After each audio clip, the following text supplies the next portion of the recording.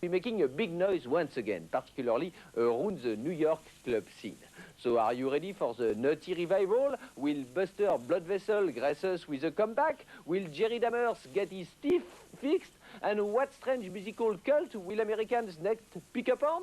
Maurice dancing, perhaps? Maybe someone should warn Maurice in advance. In the meantime, in between time, let's have fun over in New York and here in England with the new Wicked Ska revival, courtesy of Rapido. 1 step beyond! 13 years after Britain's two-tone revolution, it's America's turn to switch on to ska. 3 former specials, Neville Staples, Sir Horace Gentleman and John Bradbury, teamed up with ex-Beat toaster Rankin Roger for a one-off US tour under the name Special Beat. In April of 1990, I was involved with a ska festival in San Francisco which sold out. It held 10,000 people. And all of a sudden my mind and my eyes opened and realised that there was a certain buzz in America for ska music. When I got back to England, me and Brad hooked up, and between us we got this band Special Beat together. On the welfare state, you've done too much too young. Now you're married with a kid when you could be having fun. Oh, no, no, give me no more pity. Call me immature, call me a poser. Special Beat drew full houses on their American tour, but nowhere more so than in New York, where ska frenzy has broken out, creating that strange creature, the American nutty boy. It's fun. It's the funnest music there is. I mean, it's pretty much, you can dance to it, you can mosh to it.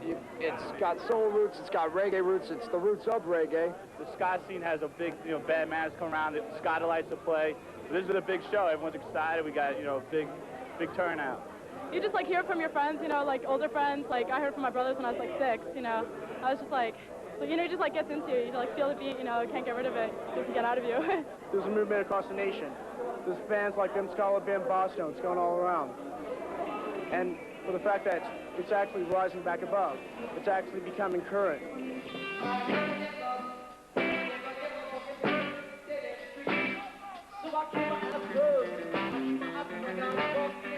Homegrown ska bands are starting to spring up, boasting names like the Toasters, Mark Wasserman and Bigger Thomas, seen here in concert.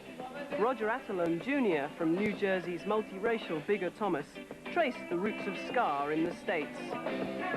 I think it's because when all these bands broke up, I guess in the early 80s, they were just starting to make inroads in this country. And people like Roger and I, who grew up listening to them in our we're in our early 20s, really didn't get into them until they broke up. So I think a lot of people are like us. They've just started to find out about it, and the scene has grown from that. Exactly. When ska died down in England, it picked up over here.